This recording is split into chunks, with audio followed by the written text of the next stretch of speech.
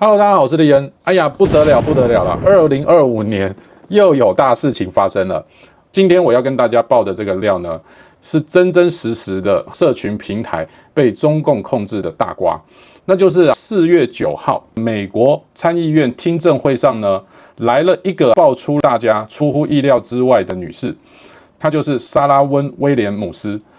那她是前 Meta， 也就是脸书的母公司的高阶主管。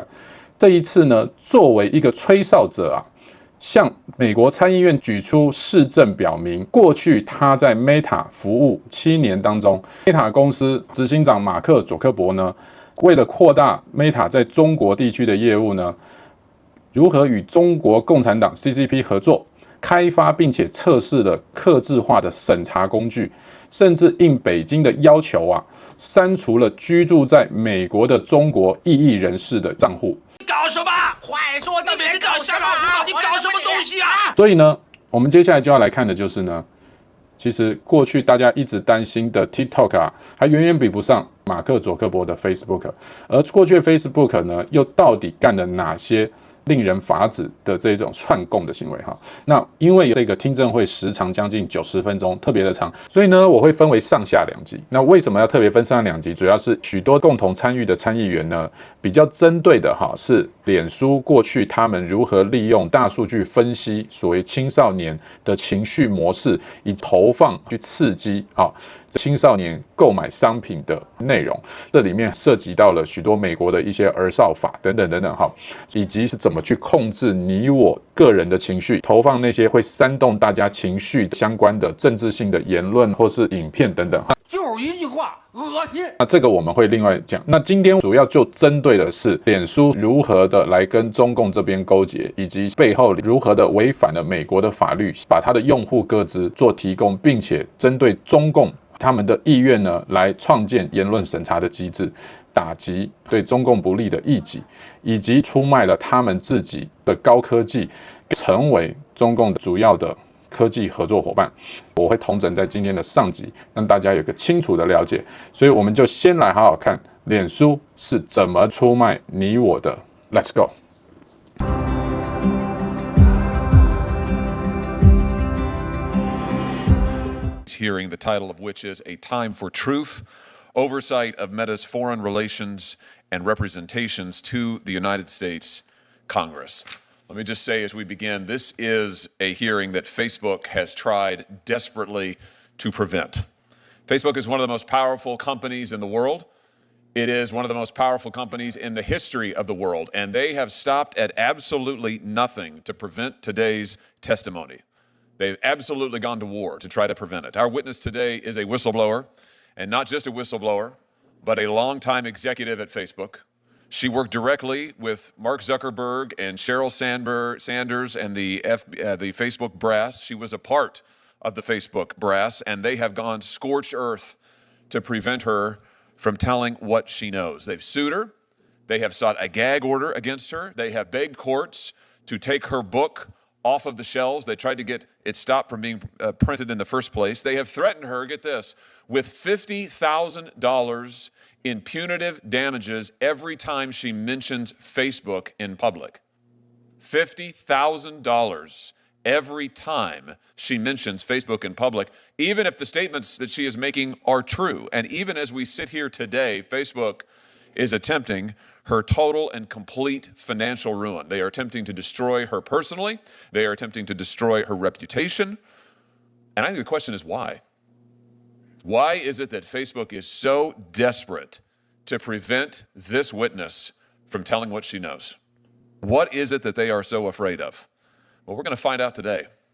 And I think that we've already got a sense of it. Sarah Wynn Williams knows the truth about Facebook.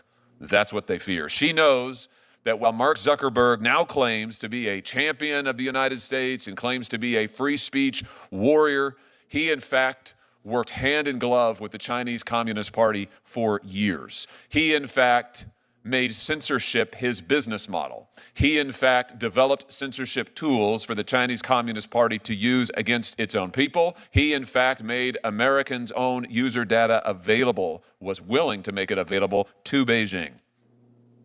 The truth is, Facebook and Mark Zuckerberg have lied to the American people repeatedly. And I think as we'll see today, they have lied to Congress as well. It's time for this to stop. That's why this committee has launched a full-scale investigation into the potential illegal behavior of Facebook. Today's hearing is one step in that investigation. Ms. Wynn Williams' testimony is absolutely essential to that investigation. That's why we invited her to be here today, and it is why she accepted. Facebook does not want you to hear what she has to say. I dare say China probably doesn't want you to hear what she has to say, but we are going to get the truth, and we're going to get the truth starting now. Thank you. Now let me introduce our witness. Sarah Wynn Williams is the former director of global public policy at Facebook. She's a former New Zealand diplomat and international lawyer who first joined Facebook after pitching her own job. After leaving the company, she's continued to work on tech policy, including artificial intelligence. Now, all of that you can learn from reading the back of her book, but there's more to it than that. She worked at Facebook from 2011 through 2017. She witnessed Facebook's rise from a niche tech company to a global superpower capable of bullying nation states. And she wasn't just some mid-level functionary. She worked closely with Mark Zuckerberg and Sheryl Sandberg. She arranged their meetings with world leaders across the globe. She heard their plans for China. She's no ordinary whistleblower, and she comes to tell us not merely about what has happened, but also what is coming. Now, it is our practice, Ms. Wynn Williams, and the Judiciary Committee and its subcommittees to swear in our witnesses before they testify. So if you would, let me invite you to rise, raise your right hand, and we'll get started. Do you swear that the testimony you're about to give is the truth, the whole truth, and nothing but the truth, so help you God? Thank you very much. We'd love to hear your opening statement. Take as long as you need. Chairman Hawley, Ranking Member Durbin, and distinguished members of the committee, thank you for the opportunity to speak with you today. My name is Sarah Wynn Williams, and I served as the Director of Global Public Policy at Facebook, now Meta, for nearly 7 years, starting in 2011. Throughout those 7 years, I saw Meta executives repeatedly undermine US national security and betray American values. They did these things in secret to win favor with Beijing and build an $18 billion business in China. We are engaged in a high-stakes AI arms race against China. And during my time at Meta, company executives lied about what they were doing with the Chinese Communist Party to employees, shareholders, Congress, and the American public. I sit before this committee today to set the record straight about these illegal and dangerous activities. Meta's dishonesty started with the betrayal of core American values. Mark Zuckerberg pledged himself a free speech champion, yet I witnessed Meta work hand in glove with the Chinese Communist Party to construct and test custom-built censorship tools that silenced and censored their critics. When Beijing demanded that Facebook delete the account of a prominent Chinese dissident living on American soil, they did it, and then lied to Congress when asked about the incident in a Senate hearing. The willingness to censor was not the only troubling thing I witnessed. I watched as executives decided to provide the Chinese Communist Party with access to Meta user data, including that of Americans. Meta does not dispute these facts. They can't. I have the documents. As recently as this Monday, they claim that they do not operate their services in China. Another lie. In fact, they began offering products and services in China as early as 2014. That hasn't stopped. Their own SEC filings from last year show that China is now Meta's second biggest market. Meanwhile, Meta's AI model, Llama, has contributed significantly to Chinese advances in AI technologies like DeepSeek. Facebook's secret mission to get into China was called Project Aldrin and was restricted to need-to-know staff. There was no bridge too far. Meta built a physical pipeline connecting the United States and China. Meta executives ignored warnings that this would provide backdoor access to the Chinese Communist Party, allowing them to intercept the personal data and private messages of American citizens. The only reason China does not currently have access to US user data through this pipeline is because Congress stepped in. Meta started briefing the Chinese Communist Party as early as 2015. These briefings focused on critical emerging technologies, including artificial intelligence. The explicit goal being to help China outcompete American companies. There's a straight line you can draw from these briefings to the recent revelations that China is developing AI models for military use, relying on Meta's Llama model. Meta's internal documents describe their sales pitch for why China should allow them into the market by, quote, helping China increase global influence and promote the China dream. The truth about what has gone on in China matters. I filed a shareholder resolution asking Meta's board to investigate its activity in China, and I filed whistleblower complaints with the SEC and the DOJ. The measure of how important these truths are is directly proportionate to the ferocity of Meta's efforts to censor and intimidate me. I relied on their commitment given in 2018 that they would waive their rights to pursue forced arbitration. Despite that public commitment, they've brought a case against me for hundreds of millions of dollars. Now, they have a legal gag order that silences me, even as Meta and their proxies spread lies about me. This order is so expansive that it prohibits me from speaking with members of Congress. The gag order was sought by a company whose CEO claims to be a champion of free speech. The American people deserve to know the truth. Meta has been willing to compromise its values, sacrifice the security of its users, and undermine American interests to build its China business. It's been happening for years, covered up by lies, and continues to this day. I am here at considerable personal risk because you have the power and the authority to hold them accountable. Thank you. Thank you, Ms. Wynn Williams. We're going to have 8-minute rounds of questioning, and I will start. Let me just start with something that you referenced, Ms. Wynn Williams, a moment ago. Facebook, Meta, issued a statement again last night saying that they don't do business in China. Now, is that true? Facebook, Meta is not doing business in China? Is that accurate? That is not accurate, Chairman Hawley. Facebook has a $18.3 billion business in China. And to give just one example, in 2014, it launched Oculus in China with a strategy of playing dumb. And Oculus has continued to grow as a significant part of their business. In fact, they have, since 2014, 2015, they have launched multiple apps in China, often always without seeking authorization from this government, not informing their shareholders, not informing Congress, not informing the public. And now they have employees in China. Is that accurate? They have a partnership with Tencent in China. Is that accurate? Their Oculus VR business is in China. Is that accurate? So tell me this, why has Facebook Meta been so obsessed, if I can use that word, with breaking into the Chinese market? What is this all about?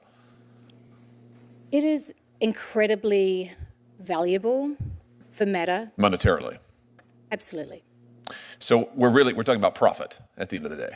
We are absolutely talking about profit. Profit and power. Let's talk about what Meta has been willing to do for profit and power. You said just a moment ago that Meta's dishonesty started with the betrayal of core American values, and you mentioned that Mark Zuckerberg has pledged himself as a free speech champion. I notice he talks a lot now in the American media about free speech. I notice he talks a lot when he goes to the White House about free speech and how Facebook won't censor and Facebook will protect the rights of all. Have you ever known Mark Zuckerberg to censor on behalf of China? Yes, Chairman Hawley. Let's talk about a few specific instances. In 2017, the Chinese dissident Guo Wengyi suddenly had his Facebook profile shut down. Now, Facebook at first said that this was a temporary glitch. Was that true to your knowledge? No, Senator Hawley. In fact, Facebook shut down this dissident's page. This dissident, as you pointed out a moment ago, was living on American soil at the time. Facebook shut down that page based on pressure from the Chinese Communist Party. Is that accurate? That's accurate. Let's just take a look here at the documents. Here's some meeting notes taken shortly after a conversation with a Mr. Chow, who's a Communist Chinese Party member, a government official. Here, Mr. Chow asks Facebook, it says to Facebook, that they want Mr. Guo's Facebook page dealt with. The notes say that Chow wants Facebook in China, but there are others who don't, so we Facebook, need to take measures and do more in such situations to demonstrate we can address mutual interests. And then they go on to list, here's what we could do. We could do nothing, we could say we can do something, or we can do even more than expected, but we need to provide a response to the Chinese Communist Party on what we can do. So here we have evidence of high-level contacts between Chinese Communist Party officials and Facebook asking for this dissident's page to be taken down. Facebook acknowledging this pressure, saying we need to do something if we want to get the party's cooperation, the government's cooperation. And what happened next? Well, Senator Hawley, one thing the Chinese Communist Party and Mark Zuckerberg share is that they want to silence their critics. I can say that from a personal experience. So I think they came to the right man. This led to a series of events where eventually this man on American soil was kicked off the platform. So in April of 2017, following these conversations, Facebook takes down the profile, bans it, of Mr. Guo. Then in September, they make that ban permanent. Now, here's the really interesting thing. When Facebook's general counsel was asked about this directly under oath in a Senate Intelligence Committee hearing, he sang a different tune. Senator Rubio asked him directly, was there any pressure from the Chinese government to block his account? Was there any pressure to block his account? The general counsel, Mr. Stretch, no, Senator. We reviewed a report on that account and analyzed it through regular channels using regular procedures. Was this truthful testimony, Ms. Wynn Williams? No, Senator. It's in fact an outright lie, is it not? It is, Senator. We just saw the documentation. Facebook received not just a request, Facebook received direct pressure from the Chinese Communist Party and bowed to it and discussed it internally and planned it and then lied about it to Congress. Let's talk about what else they've been able to do, been willing to do in order to get this access to the Chinese market. Let's look at some more meeting notes. Here's a readout of a group of Facebook engineers offering to create a censorship regime that will allow Facebook to block all traffic the Chinese Communist Party doesn't want. Phase 0, this is an internal chat. Phase 0, we identify all traffic that are currently blocked in China and we, Facebook, block them. This is a test for us to see whether we can actually identify all traffic from China. And then the chat continues, yes, good way to build trust. And another conversant says, great stuff, guys, let's do it. What do they, give us some context here, Ms. Wynn Williams. What are they talking about doing here? When they say block all content that China wants, we, Facebook, do it for them. What are they talking about? They're talking about activating their censorship tools on behalf of the Chinese Communist Party. So Facebook creates censorship tools that will allow them to assume the burden, if you like, of censorship, where they will do all of the censoring that the Chinese government was doing. Facebook would do it on their behalf. Is that right? That's my understanding, sir. And here you have Facebook employees celebrating it. Good way to build trust. They mean build trust with the Communist Chinese Party, right? Correct, Senator. And great stuff, guys, let's do it. Meaning they greenlit this and went forward to see if they could make it happen. Is that accurate? That's my understanding, Senator. All of this, let's be clear, for a murderous regime in China, the most barbaric, most evil regime on the face of the planet, and our free speech champion, Mark Zuckerberg, is here with his team of engineers actively working to make Facebook censor on their behalf. Let me ask you this. What about user data, Ms. Wynn Williams? Facebook has said publicly many times, we would never compromise user data. It's a red line in the sand. We'd never do that. Never, never, never. Was Facebook ever willing to share user data with the Chinese Communist Party? Yes, Senator. In fact, they had a plan for that, didn't they? Here's some more documents, internal documents. Update, I spoke with the China team yesterday. They flagged a potential complication arising from our negotiations with the Chinese government. I emphasize this is a Facebook document now. These are Facebook executives. In exchange for the ability to do operations in China, Facebook will agree to grant the Chinese government access to Chinese user data. There it is in black and white. Facebook will agree to grant the Chinese government access to Chinese user data, including Hong Kongese user data. And then they talk about they're going to have to get their Hong Kong citizens to re-agree to terms of service so they can slide this right by them. This is extraordinary. Can I just ask you, Ms. Wynn Williams, was Americans' user data ever compromised? Or they ever planned to compromise American user data in any way? Do you know? One of the challenges with the servicing a market as big as China was the internet infrastructure that would underpin that. So I mentioned the cable that they joined between the US and China, and that would be very helpful. But in servicing this market, but it would still mean that the service would be slow. So they contemplated using POP servers, and POP servers as a technical data center that brings the data closer to the end user. The challenge with POP servers is that you can't segregate data. It would have American data, it would have Chinese user data, and it would be on Chinese soil. So I want to just be clear about this. Here in this document, Facebook is talking about making Chinese user data available to the Chinese government because they're going to store that data in China. Is that correct? Correct. But when you store that data in China, Americans who exchange messages or other information with Chinese Facebook users, that would mean the Chinese government could get access to the American data as well. Is that correct? Through the POP servers, potentially, yes. And Facebook was willing to take that risk? Yes, there was a lot of discussion about this, and ultimately, yes. I mean, this is extraordinary. This is exactly contrary to what Facebook has represented for years. Here, they're willing to build data centers, store data in China. They are willing explicitly to give the Chinese government access to it. And if that means that American user data is also compromised, they're willing to do that too. All for profits in China. There was virtually nothing they weren't willing to do. Chairman Grassley? And I'm only sitting over here because of your chart. I take very seriously adversaries having access to critical technology such as artificial intelligence, and I noted in my opening statement you made allegations about Meta's efforts to help China's government in that field. In your opening statement, you said that Meta's goal was to help China outcompete American companies. Can you explain why they would want to do this, and is there any documentation on that point? Thank you, Senator.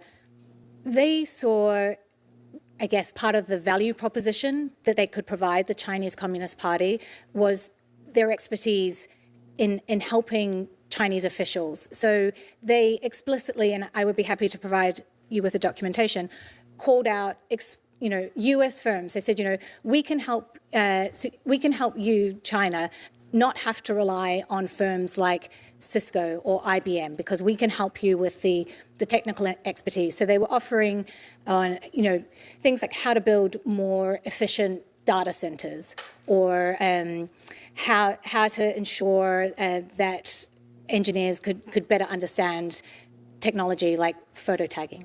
Okay.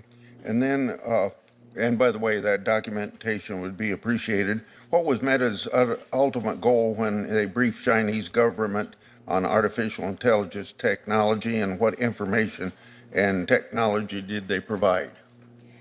So I think it links to this value proposition. Meta has some of the best minds of a generation. They've employed the smartest graduates working on cutting-edge technologies like artificial intelligence. So who better, if you're the Chinese Communist Party, to teach you about these technologies than Meta?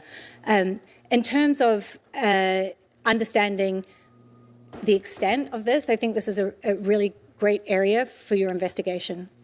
Now that Facebook has changed its name to Meta, is Meta currently providing the Chinese government with access to artificial intelligence technology? So it's been well reported that Chinese researchers have used the Llama model both for AI weapons and also that Llama is part of what powers DeepSeek. Please describe for the committee how Meta planned to share data from American citizens with the Chinese government. And for example, did Meta have any agreements with the Communist Chinese government to provide them with the data? And if so, do they still have those agreements, as far as you can tell that you've been gone from the company? So part of the challenge, as I mentioned, was building like the internet infrastructure to support their China ambitions. And it was through that internet infrastructure that they would gain access to potentially American citizens' data. I think, again, this is another very good area to investigate and get further information directly from the company. Who at Meta facilitated these conversations, and what officials in the Chinese government did Meta staff meet with? So there were many meetings between the Chinese Communist Party and Meta. So right from the top, Mark Zuckerberg met with Lu Wei. There were lots of visits back and forth between Beijing and Menlo Park. There were lots of meetings with senior Politburo, senior CCP members, and I'd be happy to provide more documentation on this to the committee. Ms. Wynn Williams, can I just go back to something you said a moment ago in response to Senator Grassley, and let's just start at the beginning. So is it your testimony that Facebook executives and employees cultivated relationships with members of the Chinese Communist Party? Absolutely, Senator. And this happened over a period of years? This happened over many years. And did members of the Facebook executive team or other employees at Facebook, Meta, ever brief members of the Chinese Communist Party? Yes, Senator, regularly. Exchanged information with them? Yes, Senator. What are some of the topics that they covered in these briefings? I mean, it's incredibly broad. So you had meetings at the top executive level, so Mark and Sheryl, and you had meetings, all the way down to, regular engineers who would be providing briefings on cutting-edge technology like facial recognition, which is obviously very helpful to the Chinese Communist Party. Facebook Live, as I mentioned, photo tagging, internet infrastructure, so how to build effective data centers. Facebook has a project called the Open Compute Project, which has 5 Chinese companies as a member of it. So it was at every level on every aspect of the many different technology that Facebook has. You testified a moment ago that one of the things that part of their value proposition to China was that they would help them, Facebook that is, would help China outcompete other American businesses.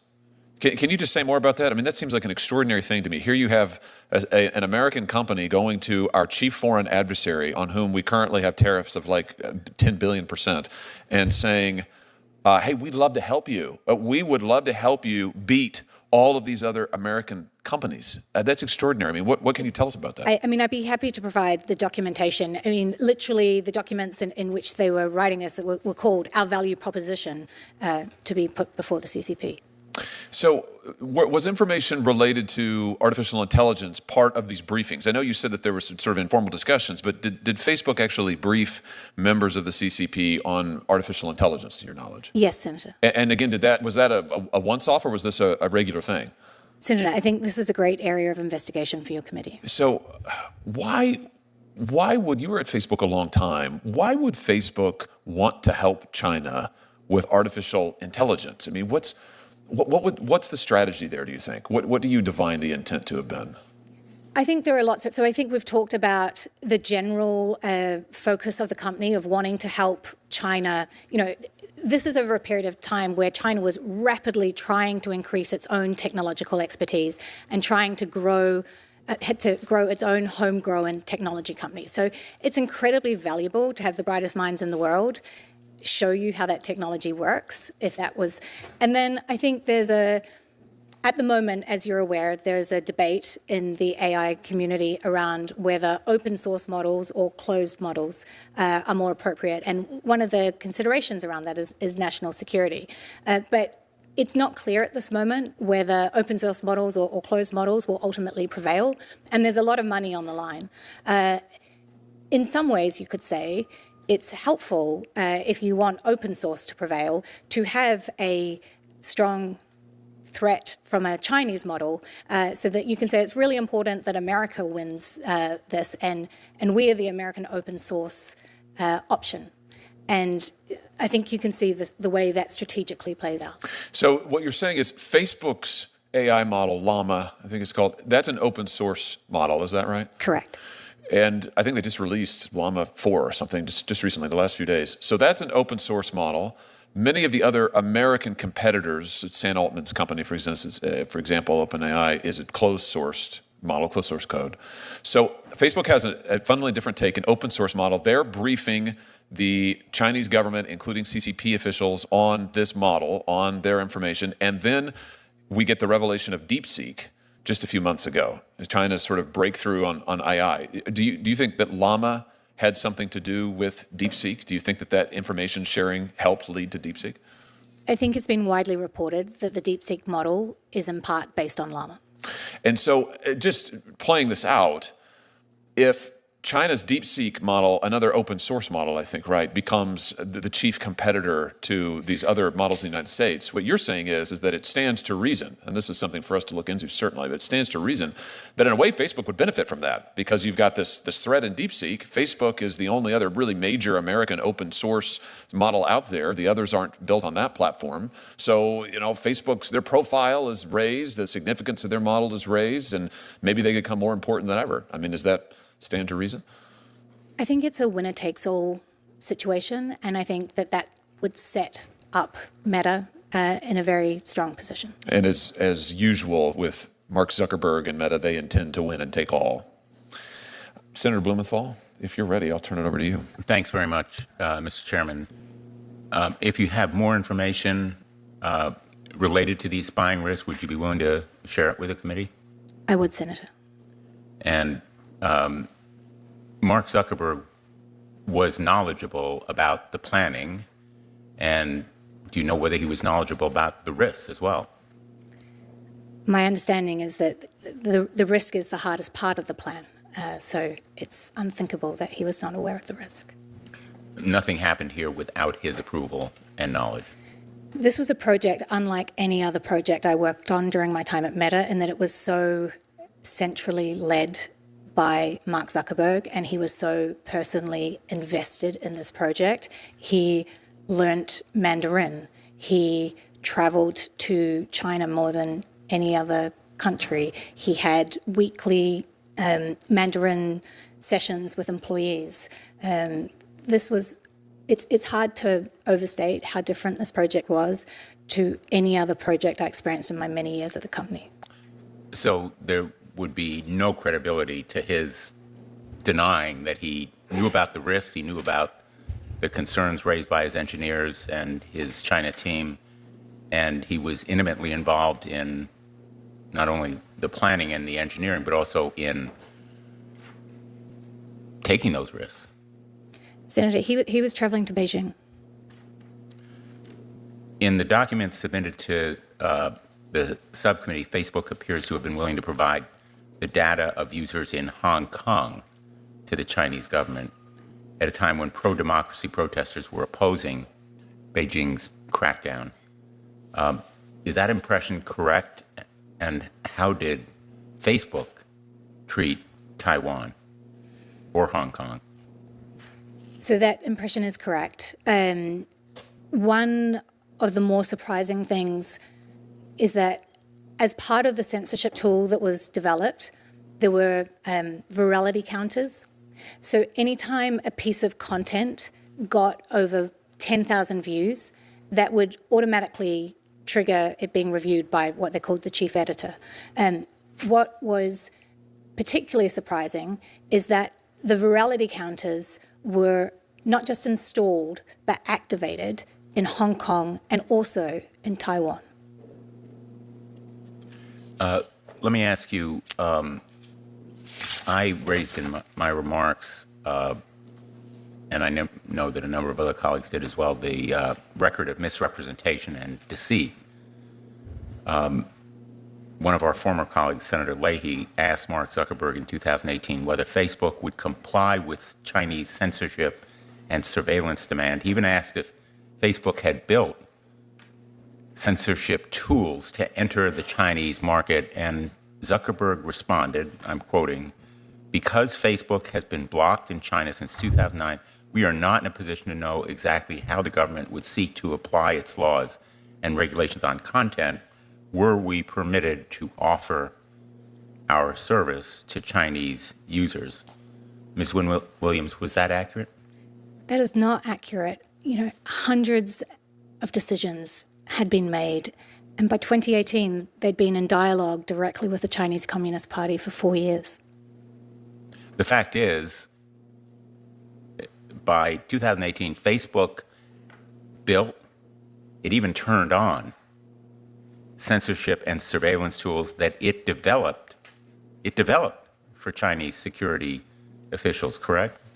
It developed, and those Chinese Communist Party officials tested the censorship tool and would give feedback and say, this needs to change, or we need this, or we need confidence that you can capture images and filter images we don't want seen. You know, we talk a lot about 1984. Facebook developed a virility counter tool that directed any posts of over 10,000 views to be reviewed by an Orwellian-named, quote-unquote, chief editor. Is that correct? That's correct. And was the chief editor's geographic reach limited to mainland China, or did they plan to cover other locations? They plan to cover Hong Kong and Taiwan, is my understanding. So their surveillance operation was directed at Taiwan? That's my understanding, Senator. And Hong Kong? That's my understanding. Was the editor-in-chief's or the chief editor's power limited to reviewing viral posts? Oh, no, it's extensive power. The chief editor would be able to turn off the entire service in specific regions, for example, Xinjiang, or would also be able to turn off or manage the service on significant anniversaries like the anniversary of Tiananmen Square. So the chief editor, a creation of Facebook, was an Orwellian censor that applied to locations outside mainland China, to Taiwan and Hong Kong, to people not within the legal jurisdiction of China, but also obviously the Chinese themselves. And it was designed and implemented by Meta and Mark Zuckerberg. Correct, Senator. Even though its very existence was denied before this committee in 2018. That's correct, Senator. Silicon Valley companies are famous, as you know, for their moonshot programs, such as Google X. In recent years, Mark Zuckerberg spent billions of dollars on the metaverse and AI. He even named or renamed the company as part of a pivot to focus on that technology. Did Facebook engage in any moonshot efforts in China? And were these efforts walled off or protected from the Communist Party? They did, Senator, and I'd be happy to follow up with the committee on this point. You'd prefer to follow up privately? Yeah.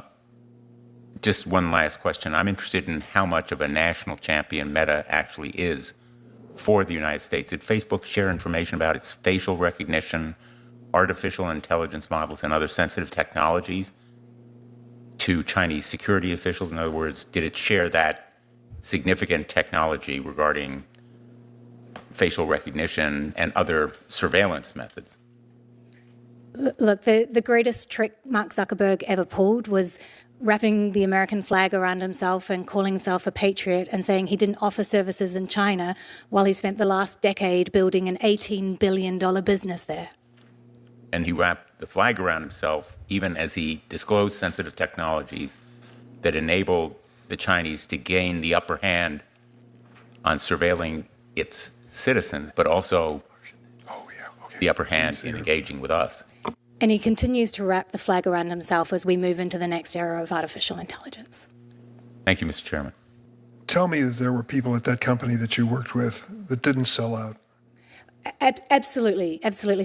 There were amazing people, and there are people who were horrified and had very strong moral conscience. And there are many of these people who've been in touch who, since these revelations have come out, who said, I was in those meetings. I remember this. There were people who spoke up. There were people. I regret to say that many of the people who spoke up are no longer at the company, but there are good people there, and there are people who have moral beliefs, and there certainly were. But that wasn't happening at the top of the company. That wasn't happening at the executive level. And what was striking was the absence of those types of discussions at the top of the company compared to what was happening with your average people who are working at the company. And you say Mr. Zuckerberg himself prides himself on being a loyal American? I think Mr. Zuckerberg would say he does. Yes. But I don't want to speak for him. No, of course not. But I think the evidence that you've given us points in the other direction. Lying to Congress may be in the realm of a mortal sin, depending on your faith conviction, but certainly selling out the security and privacy of the United States is about as low as they go when it comes to big tech. Have you been in any conversations involving Section 230? No, Senator. All right, well, that's certainly a law that we're taking a close look at here, which shields companies like this from personal civil liability. Many of us believe the committee has voted accordingly that if they could be held accountable for their decisions in a court of law and find damages, money to money, that this would have more impact than some of the best speeches we could put together as members of Congress.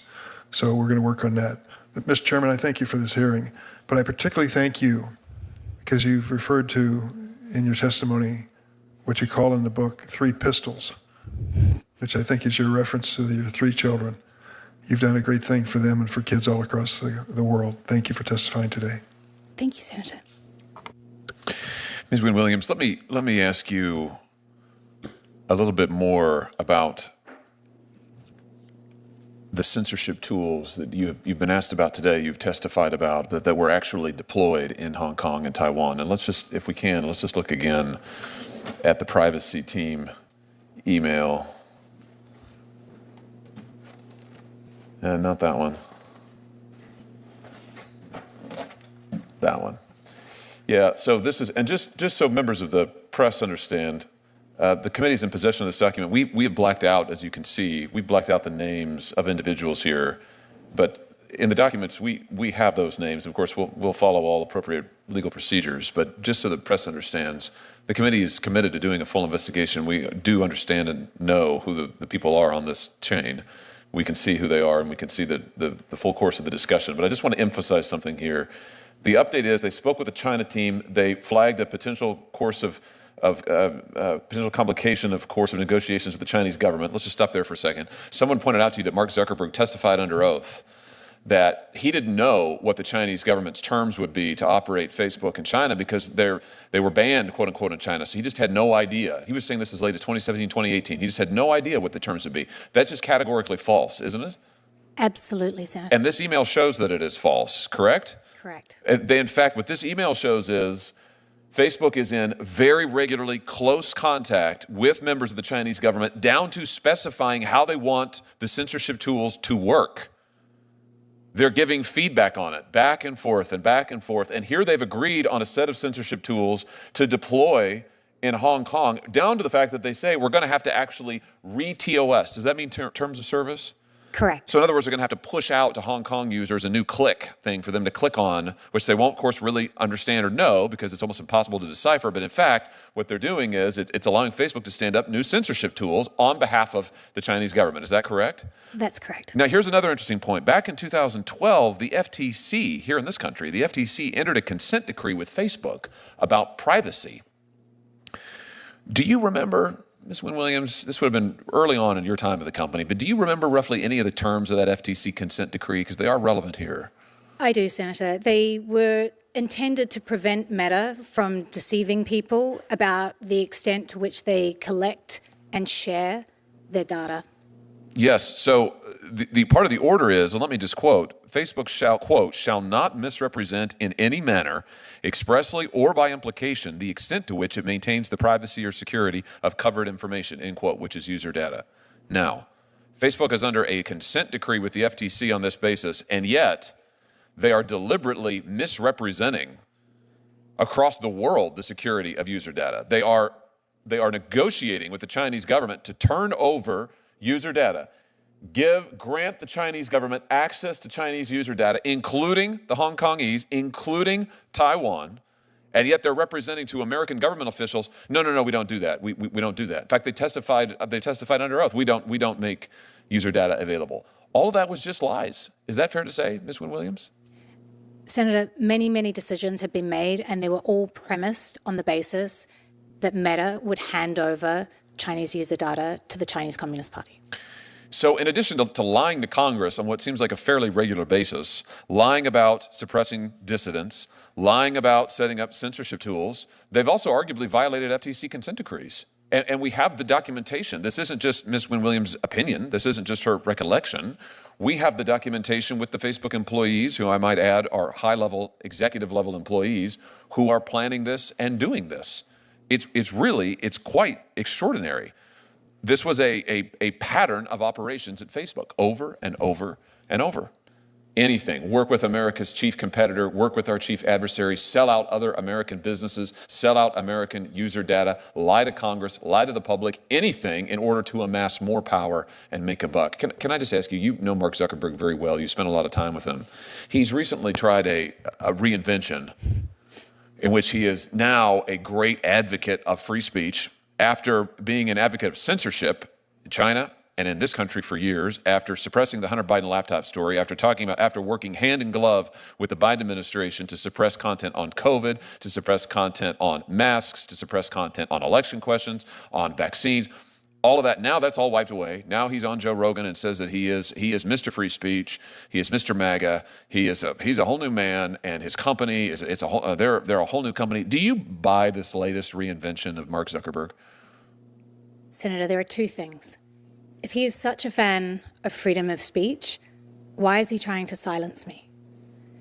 And the other thing is that this is a man who wears many different costumes.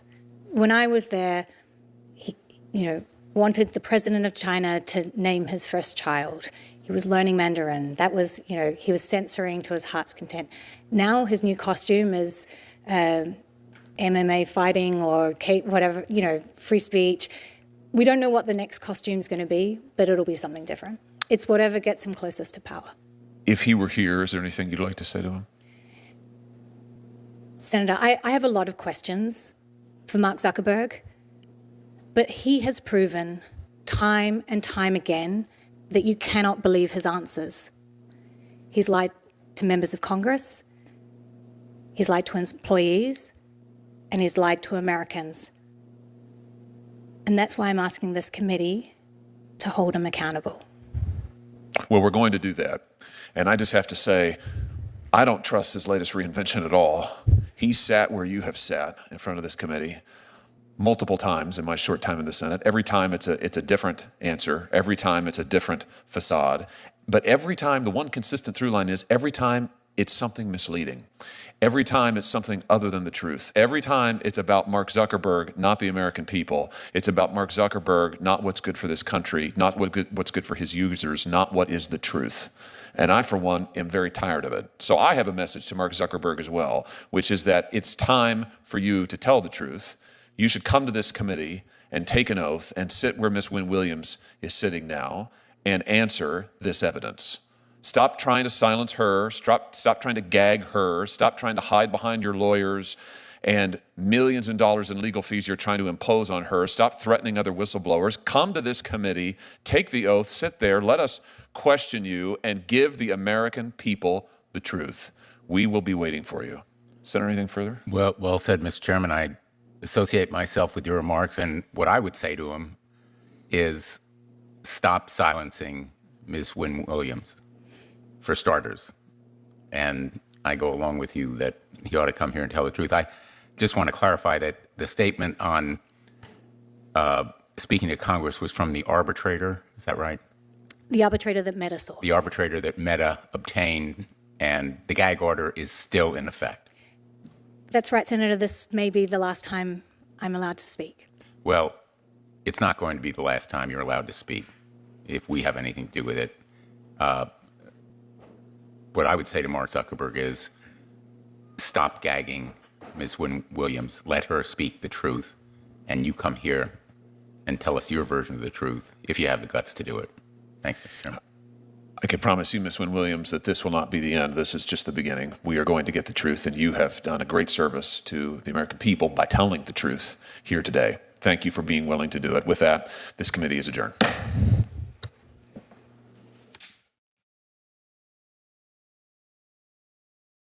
这一次的这一个听证会主席呢是共和党的参议员 Josh Hawley 哈。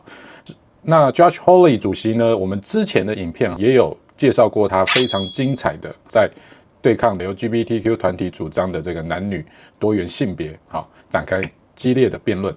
霍利议员本身他是一个很虔诚的基督徒，在这一场4月9号前不久啊，3月28号的时候，他才出席了 Liberty University 自由大学的聚会上面呢，做了一个讲道，非常的振奋人心。有机会呢，我再放给大家看哈。除了他自己议员的身份之外，他平常里呢有很多这种公开的讲道、服侍上帝的机会啊。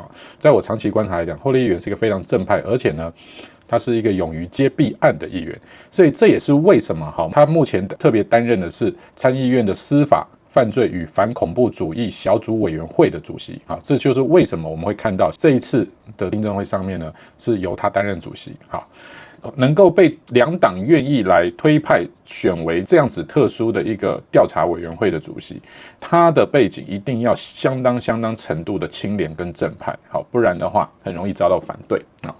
那这也是为什么我特别喜欢霍利议员的其中一个原因。好 ，OK。那我们今天呢，跟大家介绍这边啊，我认为哈，由于这一次威廉姆斯女士的出庭作证之后，可以说震惊了全世界，而且某种程度上也可以说，马克·祖克伯不但成为众矢之的，你可以说他根本就是一个美国的共谍了哈。其实我们知道，过去 Joe Biden 政府执政这4年，可以说是 Facebook 言论审查最重也是最大的4年。伊隆·马斯克其实早就已经多次公开的表示说，这些网络社群平台基本上早就已经都沦为了政治的工具。可是没有想到，令人意外的是，原来 Facebook 真正的言论审查，它并不是单纯的只是受民主党的控制，它背后更大的实际的这个输成的对象，居然是中国共产党啊！那这就不禁令人感叹，无怪乎哈，很多人认为说，这就是为什么很奇怪，为什么过去4年民主党执政会那么的往左派社会主义路线走，而且越走越像共产主义呢？是你说的，我可没说啊。好，我们某种程度上是不是已经在这一个听证会上面看到了相似的关联？那么呢，感谢上帝哈，这些隐藏的事情没有不显露出来的，仍然有正义的人士愿意跳出来。因为我相信威廉姆斯女士，她如果单纯只是写了一本书去披露了这件事情，而靠着这本畅销书大卖，我相信这个不值得他要去赌上他全部身家的性命安危，因为事实上，我认为威廉姆斯女士的这个吹哨的行动带来的安全性的危机，其实某种程度上是存在的。好，那只不过今天他已经在国会这边出面，我相信他已经某种程度上得到所谓的证人保护的部分了。那么我们就看着这个事情未来会如何怎样持续的发酵，还有就是国会最后2党是否会一致的对于脸书过去的这些腐败的行为，是否会追溯马克·祖克伯面临高的刑责？还有就是脸书究竟会何去何从？会否落得一个更直接该被禁止的命运呢？玩砸了，我们继续拭目以待。那么下一期会跟大家聊一个比较跟你我都有关的，就是我们透过威廉姆斯女士的分享，让我们去看到说我们个人行为是如何的被脸书的平台所分析，以及它会如何的去引导你的行为，包含控制你孩子、青少年的思想以及情绪。下一集也会非常的精彩有趣，希望你不要错过。我们这边是超级神队友，我们就下部影片再见，拜拜。